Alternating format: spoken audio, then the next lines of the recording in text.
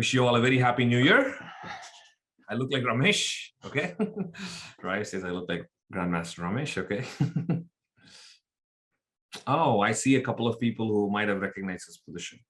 Well, Narayan, maybe this one you have seen, yes. Still try to do whatever calculation you can, Narayan, without giving it away. All right, guys, so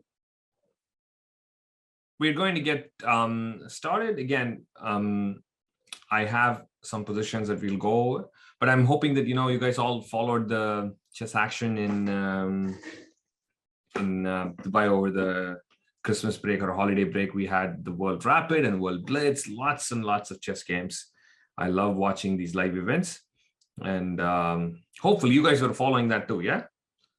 So let's jump into our lesson today. And as you can see, this is Black's turn to play. White just played c4, attacking the Black Knight on d5. Let's see, what should we do? Before we start anything, I always like to do some basic assessment of the position. I have talked about this before. And this is very important, okay? This is basically your understanding of the position. You cannot calculate, you cannot come up with best variations or moves if you don't really understand the position. So let's start by that. Give me anything that you think is a basic observation in this position. It does not have to be a move. I mean, it should not be a move or a plan. It should not be a move or a plan.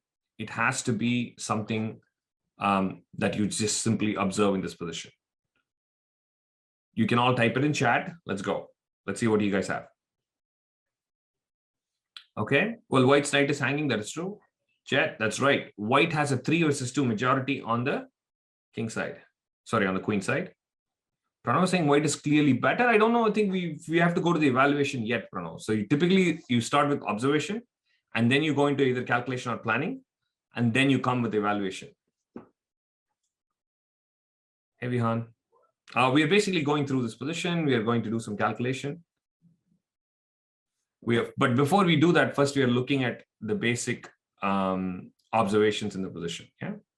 Weak queen side for Black. A7 rook is misplaced. Okay. I'm just doing screen share today, Ryan. I keep forgetting. You guys keep. I know you always ask for this board.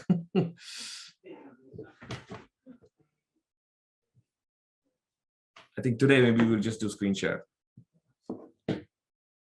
So rook on a1 and rook on a7 is misplaced. I mean, I don't think they're really misplaced. I mean, like, this rook does do a decent defending job. This rook is still not, it's not there in the action yet.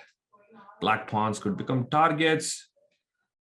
What else? What else? Okay, rook on d1 could be strong. White controls the only open file. All right, good. Most of the important things are done, but maybe 1 or 2 important stuff for Black is not done.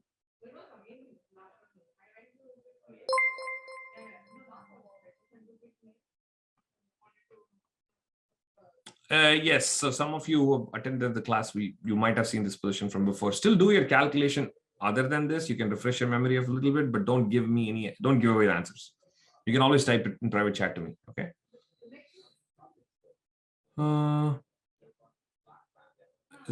Potentially trap. Black knight is very comfortable on d5. Okay, yep, okay. There is one factor that no one has given for me yet. So I'll tell you what I've gotten so far. I've gotten the majority on the queen side. I've gotten open d file. I've gotten. I think potential weakness on the queen side. I've gotten. I guess this knight on d7 is kind of awkward and it's doing good. Yes. The bishops most likely will get traded. All of this is good.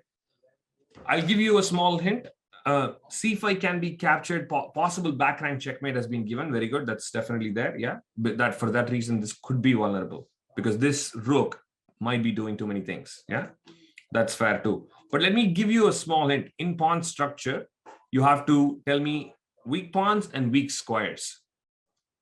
I did not hear this completely.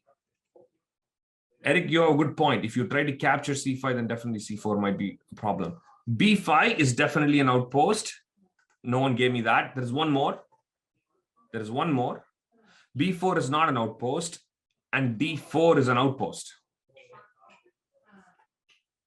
And the reason I spent so much time actually talking about this is how things can go wrong. So, for example, I'm going to ask you to visualize the way that black is going to get a big advantage in this position. Let's see who can visualize it and tell me, like a dream position for black. I can see this going wrong very easily for white. And if black, I mean, it's very much possible.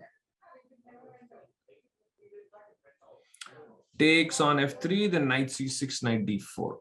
Fair enough. I mean, this is too much of a hope. I don't think white will allow ever allow this. Oh yeah, so white's probably gonna trade on b7, but then like bring the knight to d4. That's what I was trying to say. Trade on b7. I think I didn't hear all of it completely, but I heard about trade on b7 and go to d4. Yeah. Trade on b7 and then black goes to d4. Probably. Okay. Actually, my dream position is not very likely here. I'll tell you what my dream position is. That is, this bishop is traded for this knight, and this knight ends up on d4. That will be my dream position. Yeah. Okay, but it's not going to happen. I agree with you. I told you, I gave it to you before. I mean, this is not really going to happen because these two bishops are most likely going to get traded. Knight coming to d4, I don't think is that impossible. That's very much a possible idea. But it most likely is going to be this knight versus this knight in the endgame, right? Fair enough. So, okay. Now let's start calculating. So we have spent a reasonable amount of time thinking about this. And this is, again, very important that we do this. That's how you understand the position. Then you can make much better decision. What should black play now? Obviously, I want you to come up with some candidate moves and tell me what would be your best way to control. So we are going to do small sequences. Remember, this is not a super forcing position. So don't try to calculate too much in depth. But the more variations you give me with an evaluation, the better it is for you to come up very close to the actual answer. So Vihan, 1, 2, 3 candidate moves, okay? I'm not going to call out all the candidate moves yet, but first I want all of you to type in the candidate moves, and then I will tell what the moves are. So you remember that, Vihan. Okay, I've gotten 1, 2, 3 moves from Narayan.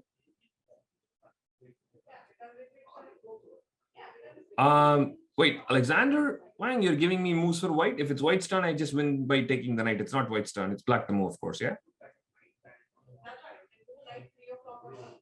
And Aditya Das is also thinking the same thing. It's black's turn to play. Obviously, white just played c4 and it's black's turn. All right, now let's talk about all the possible moves that I've heard so far. So these are the options. I got knight b4. I got bishop c6. I got knight f4. I got bishop a8. I got bishop a6. What else did I get? I got rook c7. I'm really going to doubt rook c7 a little bit, but it's there. Knight f6. Rook d8 perhaps. It won't be, we can eliminate a lot of things very quickly. Yeah, Aradhya, looks like you already did. So again, candidate moves are not all possible moves. It's usually moves that you think are good. And we can eliminate some of these moves very quickly. For example, both rook d8 and rook c7, I will eliminate. Rook d8, what will white play? Just type in chat. It's super easy. It shouldn't, yeah. Like, I just, in fact, move my knight anywhere I win, but knight takes c5, I pick up a pawn and I'm just winning. Game over. And rook b6, rook c7, now what? Knight anywhere again, yeah, because there is a pin and there's a back rank checkmate. Maybe to be precise, I'll go knight b6, yeah? Because if I go knight e5, can I play f6 and survive? I mean, it should be losing. But okay, yeah, I think knight b6, I was thinking if they can play rook a6. But okay, knight a4. I simply get out of the way. Yeah? So, and then eventually I win the knight. Okay. So rook, we eliminate these two moves. And let's look at the rest of the moves. Again, I'm going to eliminate one more move, which is bishop c6. Because bishop c6, I'm going to take the pawn. And I'm not so sure why that's going to work. Again, it needs to be a move that you really feel like is going to work. So now we are left with these 5 different moves. Yeah, If you move the bishop out of the way, definitely you're hitting this knight. And if you move the knight out of the way, you have these three main options. So fair enough. Now let's do some calculation, yeah? You can all come up, start doing your calculation to say which move you really want to calculate. Half of your decision making will actually happen right here. This is the most critical point. Because whatever move you pick to calculate, you're going to spend probably next 5 to 10 minutes on this. And if it turns out to be a bad move, then you're probably not going to find the best one.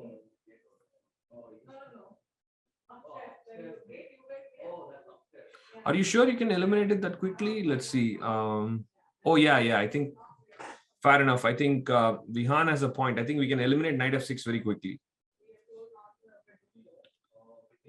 Austin May, I'm not so sure if you can. Oh, actually, not sorry. Yeah, Austin May, I don't think your elimination is that simple. Let's talk about it. Yeah, knight f6, I think you can take and go rook d7. So for that reason, I think knight f6 looks kind of bad. I'm not so sure if you can eliminate knight f4 and knight b4 for the reason that you gave me, Austin May. I don't think so. In fact, it needs to be calculated definitely more further, yeah? If you're typing a move, type it to private chat. In general, any general observations, you can put it in chat to everyone.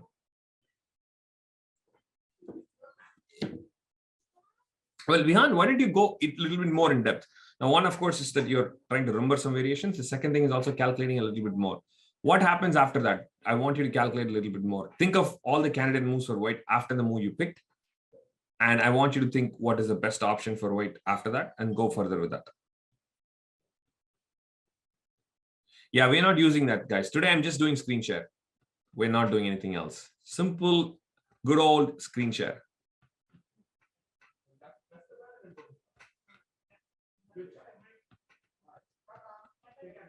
Alexander Wang, that's a definite logical idea, but here you have to calculate. So one of the things, suggestions that is being made is that they can go knight b4, knight c6, and knight d4. Yes, if you ask me, that is one of my positional ideas. But tactically, will knight b4 survive? I don't know. You have to tell me that. Narayan, what is the evaluation of that variation? So Aradhya is saying he doesn't like both those moves because interesting. Okay, we'll discuss a little bit more on that. Roy, I'm not sure. Bishop d7. Where are you talking about bishop d7? You mean to say bishop takes b7? Okay. Yeah, makes sense. Okay, so yeah, I think your variation needs a little bit more improvement. Okay, I'm going to first talk about this because a lot of you have given me this variation. So let's consider this, okay? So after knight b4, bishop takes b7, I have to take rook takes b7 and knight takes c5. This is like fair enough. It's the most forcing sequence. What is the evaluation in this? Let's see what you guys come up with.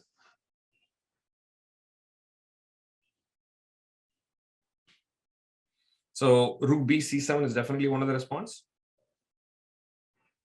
Slightly better for white.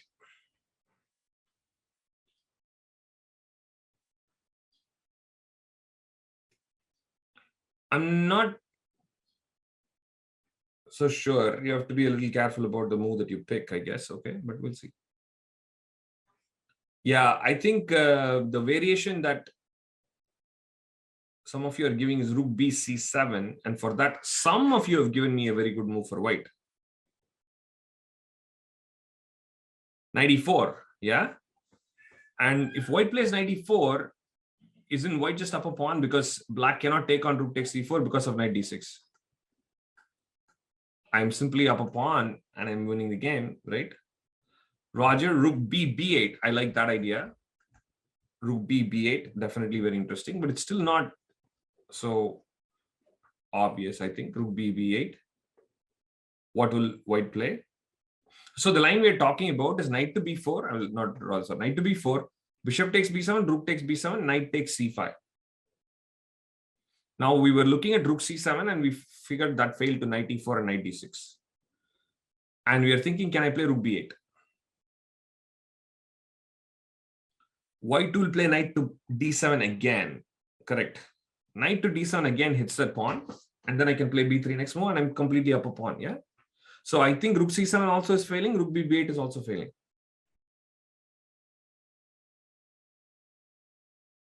If those two move fails, I know for sure white is simply better. Yeah. White is up a pawn. I don't see any other move for black in that position. So between the two knight moves, if you can play knight b4 or knight f4, obviously knight b4. Let's see if there's any difference, by the way, guys.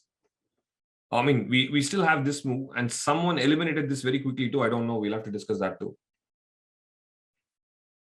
Yep, Vihan has a point. When the knight is on f4, there is an open b file. So definitely adds more complexity in that you cannot simply do bishop takes, rook takes and knight c5 because I'll play rook b2. And also knight to f4 has this sneaky little thread. If the bishop gets traded, I can go knight e2 check and knight d4. Getting to d4 square in some kind of a faster way is possible. Of course, this will only work if this knight is out of here and not taking the pawn. If c5 is gone, I cannot go to d4 anymore. Yeah. Correct. Correct. So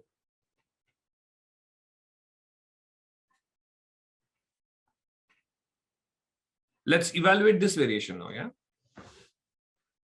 Or actually, before we do that, how about we also evaluate bishop a6? So I think I'm going to kind of direct you guys to do each and every variation and say what we want. In a game, typically what you will do is you will pick the one that you think is the best.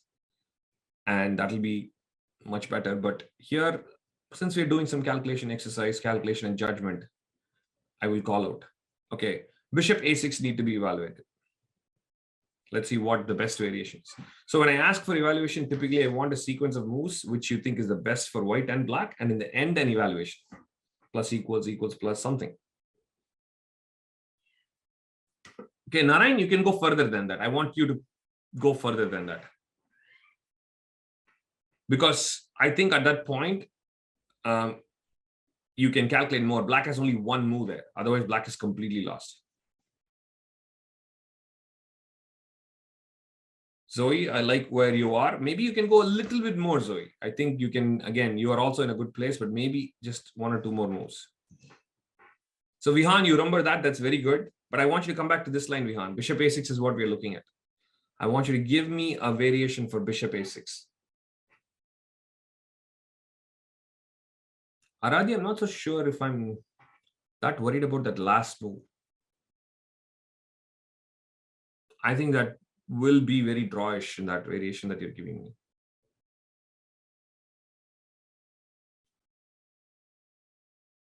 In Royal, in your variation, I will play rook c d8. Possibly trading off everything will go into an equal bishop endgame. Actually, there's still more in that too, but you have to calculate.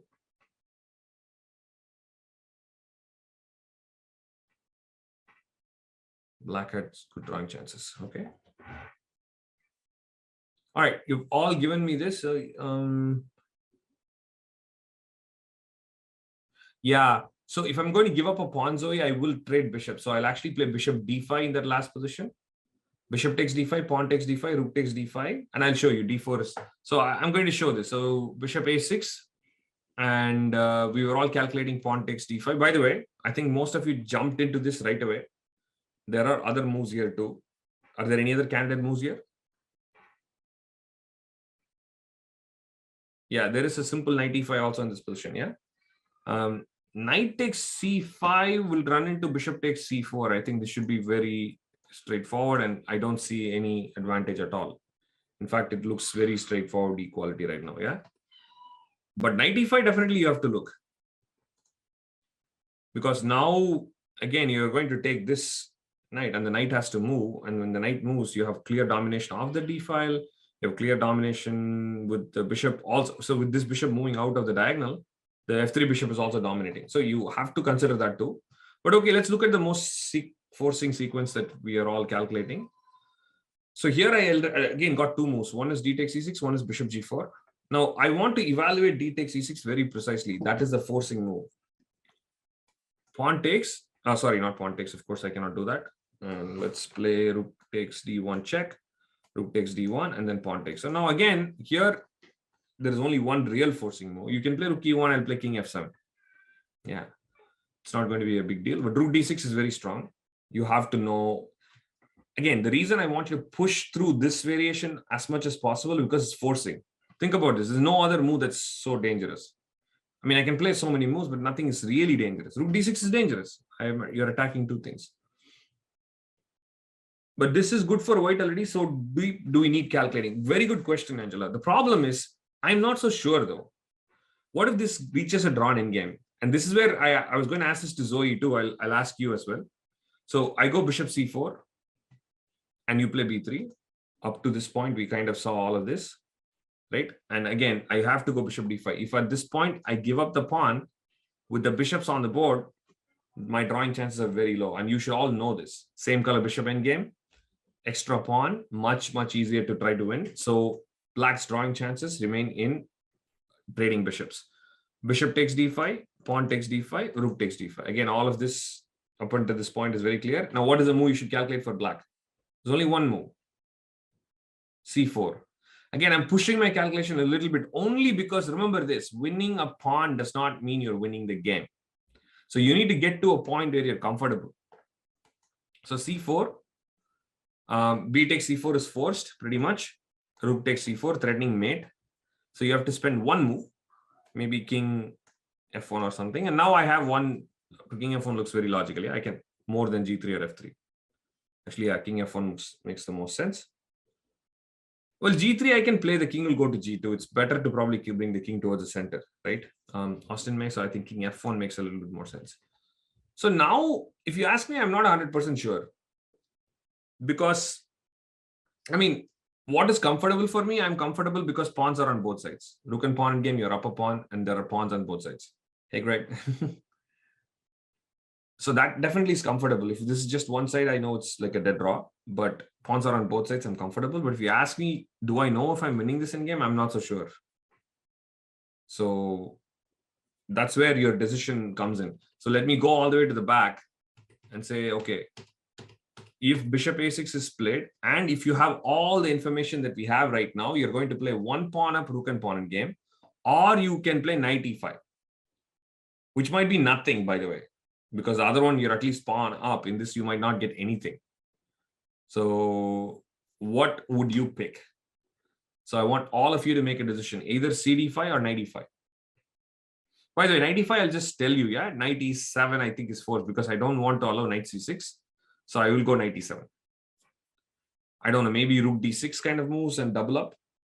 Yeah. So, I mean, you can see you're very pleasant. I mean, you're not winning anything.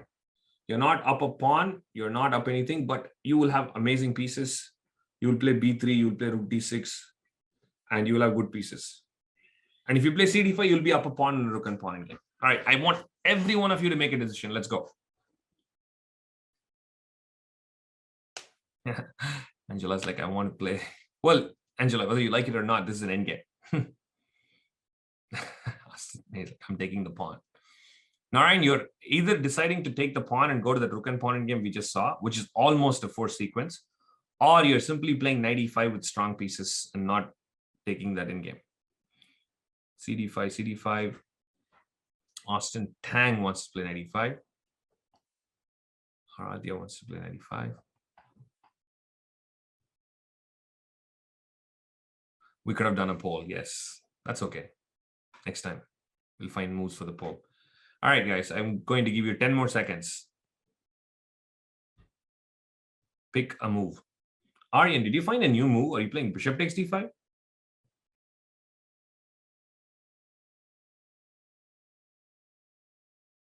Interesting. I didn't even look at that. Can you actually play bishop d5? What if I play rook d7?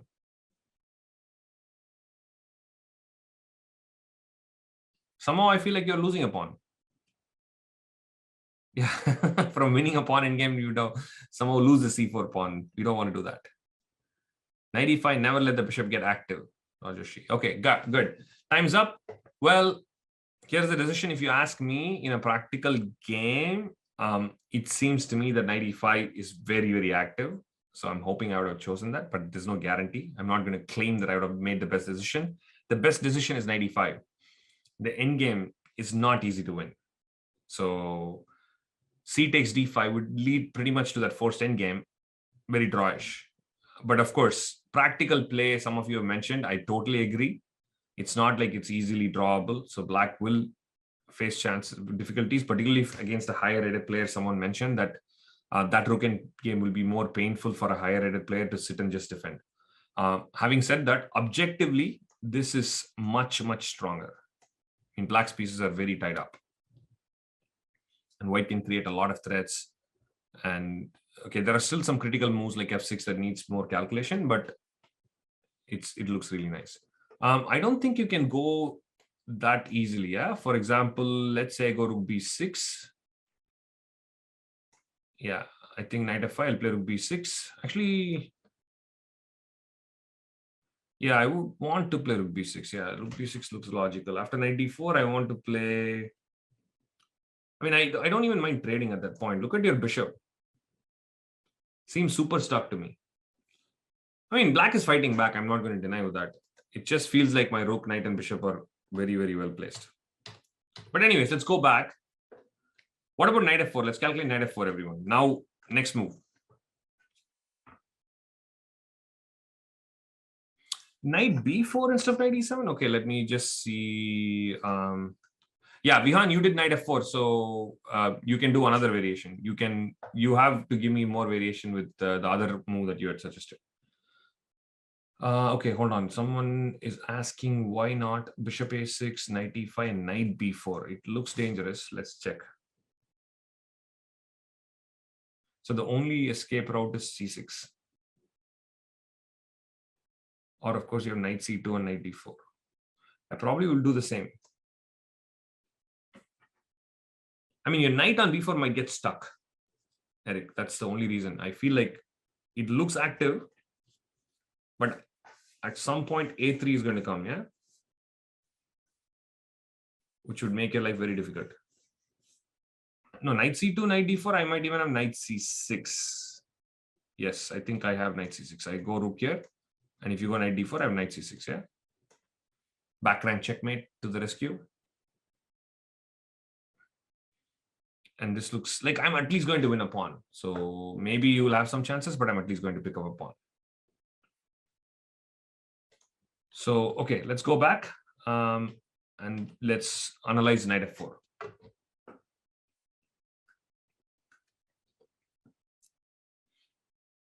Now, what is white's? So again, be very thorough in finding the critical moves. You have the other variation, Vihan, that you're supposed to give me, which you were starting to calculate. You gave me another move, which you told was the best move.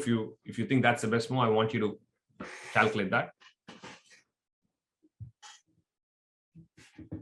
And we're going to push ourselves in that variation as much as possible.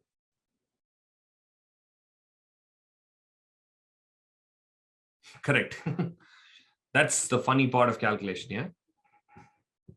You finish the whole thing and then you realize that's just one move. Well, I was very clear about it, Austin May. One thing I want you to understand is here, I'm making you calculate and evaluate, so it's okay. I'm picking each and every variation. But in a game, it's extremely important that you pick your candidate moves and you pick a move that makes the most sense as your first move to calculate. Because like you said, you go down the rabbit hole, you're not probably going to look at anything else, particularly if it's as interesting as one of the variations we saw. It's going to take you like 10 minutes to go through that. And if you have 3 more moves in that position, you're not going to come back and calculate all of it. In a game, most of the battle is about you picking the right move that you think makes sense, using your intuition, using the understanding of your position.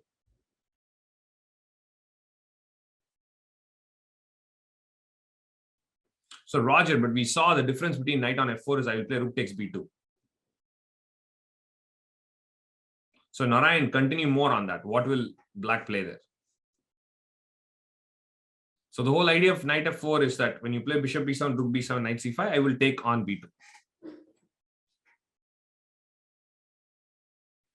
Are you sure, Aradhya, it's better for white in the last position? What if black plays like a4 or something?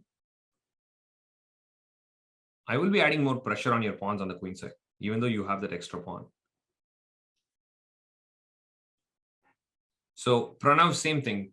Pranav Satish, I'm going to do the same thing. My idea would be to, so if you think this structure is actually better for white because of the queenside majority, it's not 100% true. If this pawn were to be on b6, I would agree with you. Typically, that's just plain better for white. But this structure actually gives a lot of minority attacking chances. Yeah, black has only 2 pawns. But if you save the pawn with b3, I will, again, crack it open with a4. So I would not be so comfortable with the structure for white. Yeah, Aradhya, that was my point. Yeah.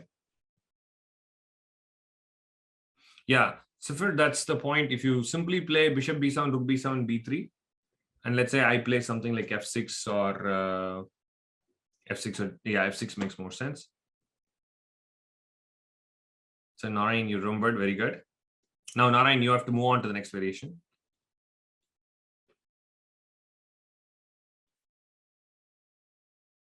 Oh, actually, you're right. Austin May is pointing out that if you play f6, the knight on d7 gets trapped. I didn't even think about it. That's right. The knight's not coming out. Well, you figure it out, Narayan. What do you want to do next? You calculate. I mean, you still have not given me something okay for black, because whatever we are seeing seems to be worse. So you have to figure it out.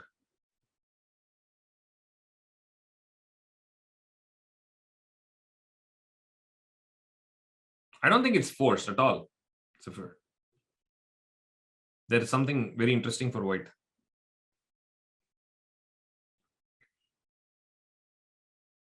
And Pranav, the variation after bishop takes f3, you have to eliminate. Yeah. By the way, by that token, this is not definitely my first move I would calculate in a game. I mean, it's kind of taking the bishop out of the long diagonal and going towards something that's not so logical. So that's usually not my first choice. The same way, I would never look at variations where I'm allowing this unless I have a very good reason. If I'm going to allow g takes f3, I need to have a very good reason, because I'm totally destroying my pawn structure. I will only allow that if I have some enough compensation. Yeah.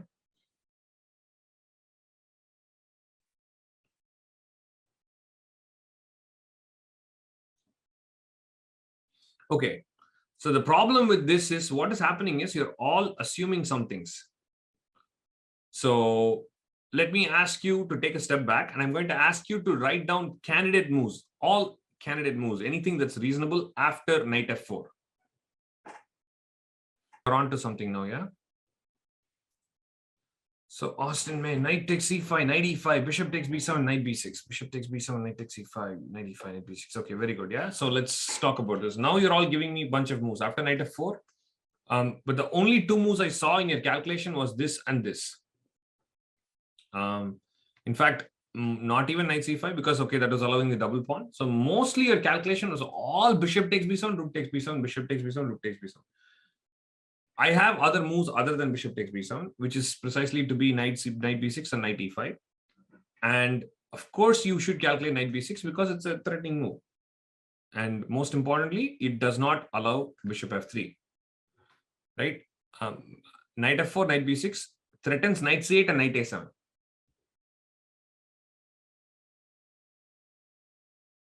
So Austin May now wants to do knight b6. After knight b6, I don't have a lot of options. Yeah, I think the rook does not have a lot of good squares. Now let's think about it. If I go to some random square, white is going to send this rook to d7. So that's happening. So, and that's completely losing. So rook b8 is like the only move I can play.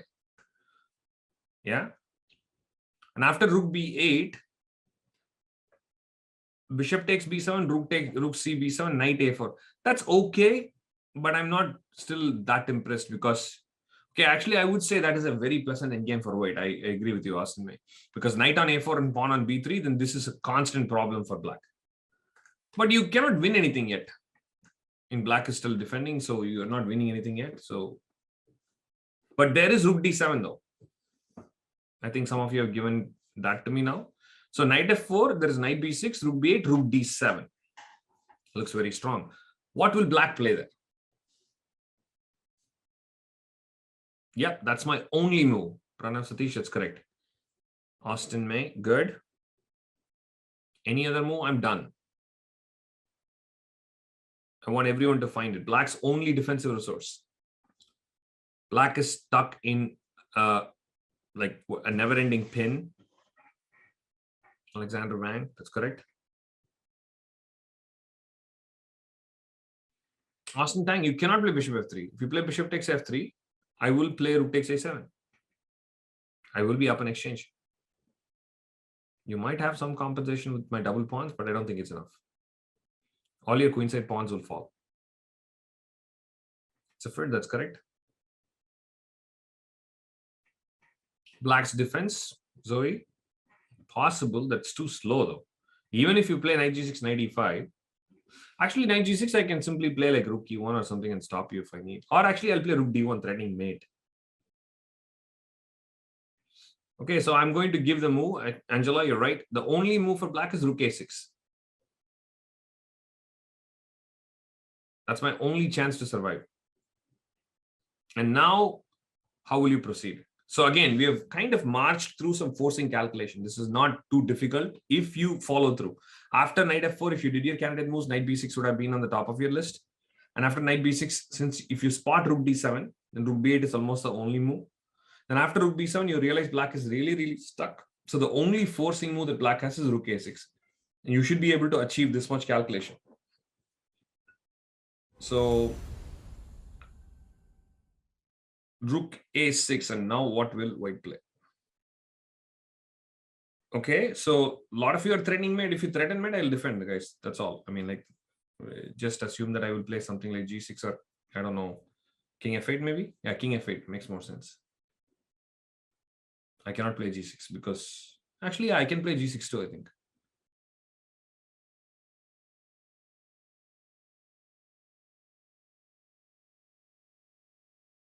Actually, yeah, king f8 will lose because you will play rook check, takes, rook d7 check, and then take, yeah.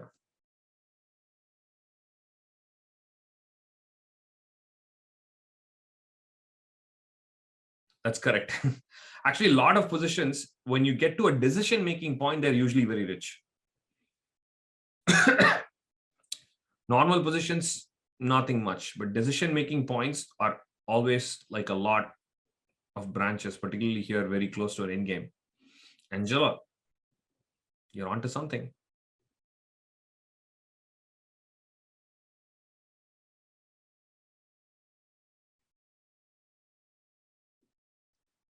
That's right. Ziffer, nice. I see two of them solved it. A couple of them already knew it.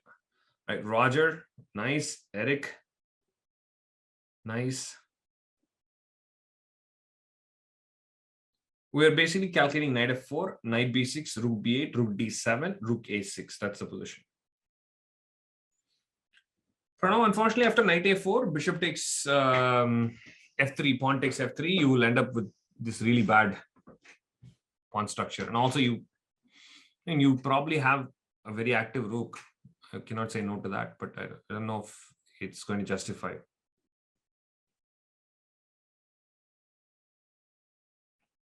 Austin May, very good question. After you have calculated a very long variation, should you blitz out the following moves?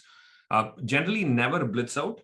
But I have noticed one problem with sometimes with my students. Of course, this also happened to myself too. That is, you bleed time.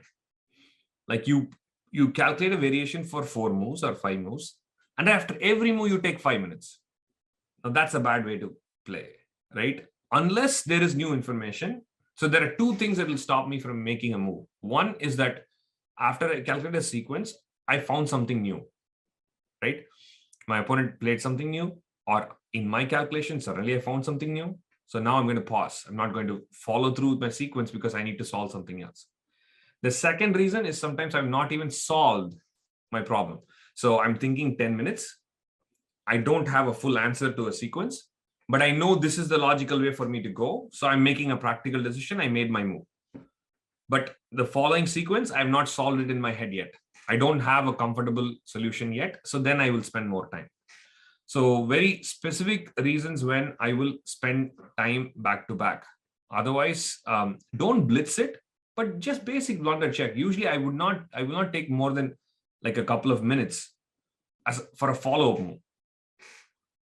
It's also a good indicator of how you're calculating. If you make moves, if you think 10 minutes, you make a move, and then you have to think again, that means you're missing your opponent's moves. That means your calculation is not strong. Yeah, I think it does. So that's the thing. I think pretty much all of you found the answer now. Knight f4 is actually losing now because we have the most forcing sequence. We found knight b6, and after rook b8, we have rook d7. Again, very strong move. Now, if black plays slowly, like I said, white is just much stronger. Now, actually, knight a4, knight c5 is a strong threat because the pin, as long as the pin still stays, that's a very strong threat. This is the only move. And the funny thing is white has one winning move. Everything else black is actually doing okay. I mean, like knight a4 is the other move that was suggested. It's okay. I mean, like it's a better endgame for white, but it's not like losing. But the move that wins on the spot, give 10 more seconds for those who did not answer.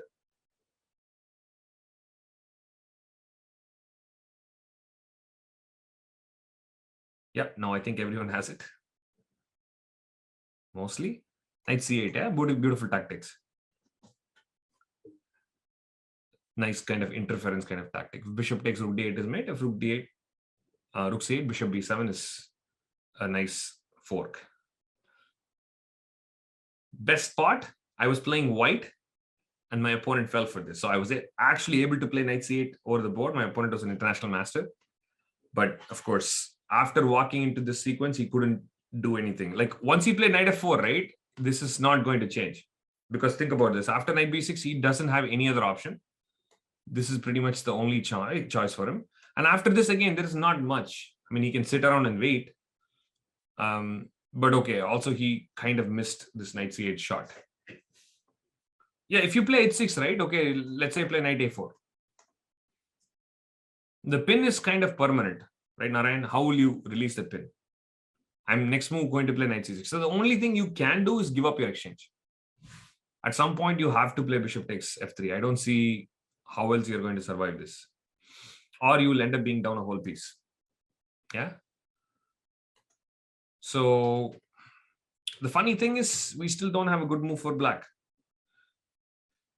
The last bishop a6 either went into a pawn down in game or went into a worse position where all the pieces were badly placed. Knight f4 is downright losing. That's what happened in the game. Black can actually still survive this. Any possible thought? Bishop a8. Fair enough. Let's think about bishop a8.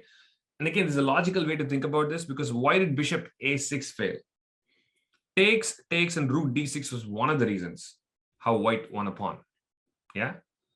Because the bishop on a6 and the pawn on e6, I hit both the pawns. I mean, both that, and then that's how I actually won a pawn. So that makes me think bishop a8 should be better because I won't have that idea. I won't have rook d6. And also I will have a chance to maybe trade off the bishops. Yeah. Okay, what happens after bishop a8? Last calculation. Let's go.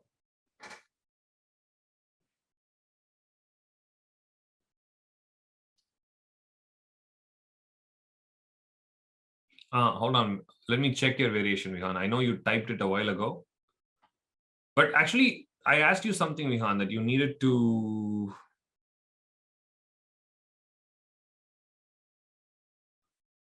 Can you type in your variation again, Vihan?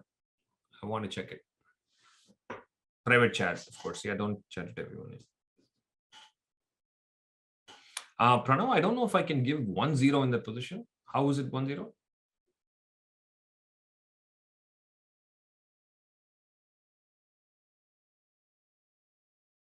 Wait, how are you winning a piece?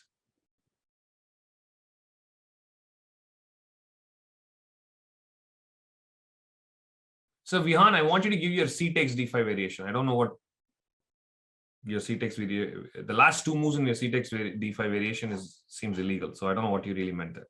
That's what I was saying. Pranav, I think you're off with something. You're not winning any piece here. Okay, at some point, rook d1. Okay, so the move you're playing, let's say I play king f7 or something. I don't know. And king f6.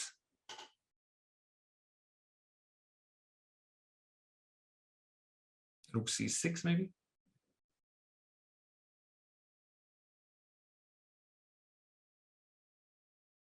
I mean, I can see the appeal. It looks like black is hanging by a thread, but I'm still hanging there.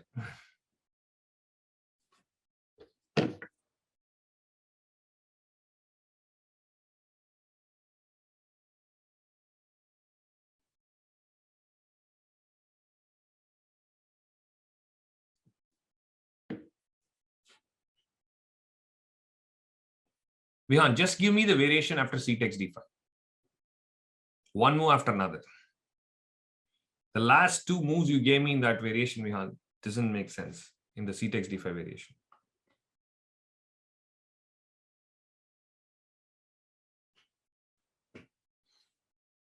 Austin May, you have a good point. Rook and pawn in game, not upper pawn, definitely not winning.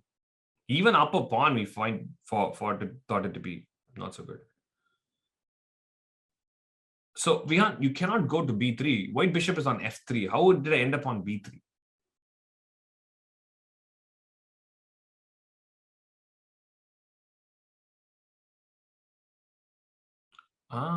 So that is the move you're playing. Let's check.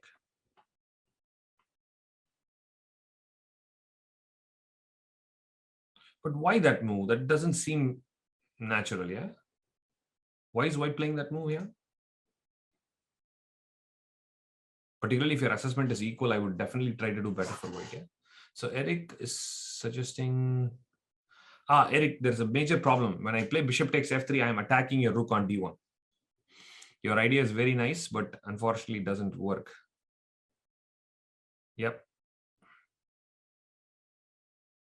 Okay, so just adding on after bishop a8, I think pretty much, again, all of you are giving pawn takes d5 as one of the main sequence. Let's calculate that because that is a forcing move. Of course, that's the first thing we need to calculate. Rook takes d7. Again, I don't have anything much other than taking. I mean, d6 cannot, I mean, it's a nice pass pawn, but it cannot win. In fact, I'll double up and take it at some point. Here, rook d1, again, is pretty forcing. I cannot do much. And again, I could take with the rook or I could take with the bishop. I would definitely first calculate rook takes d1 because, oh, you kept thinking the c4 pawn was there. But once you make the move, you kind of realize, yeah. Bishop takes d1 is also possible, Vihan. I think bishop d1 and bishop comes here. But yes, not only bishop d5 in your variation, I think there was also c4. That'll also be a problem, yeah.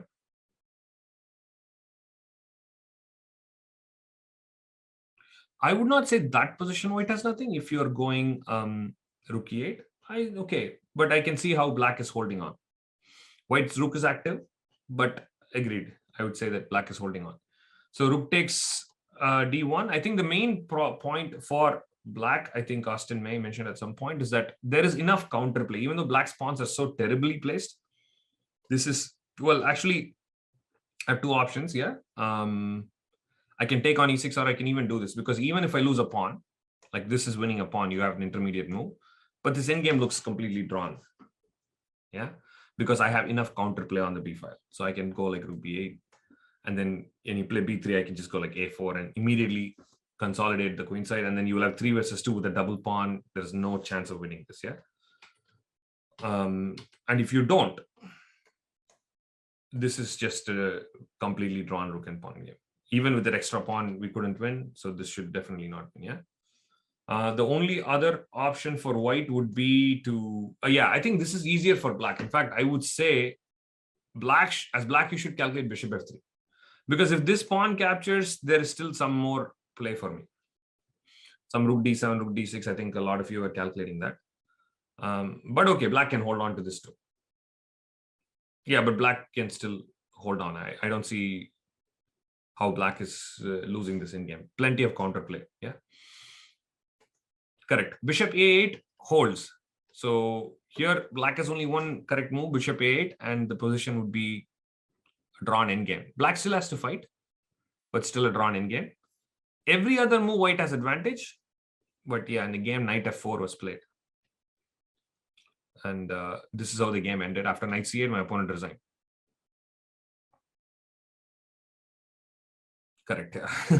Well, only move for equality, Austin May. All the other moves, there are some moves maybe you can end up with some problems and still play on, but yeah, only move with equality. All right, I guess that's a good place for us to wrap up.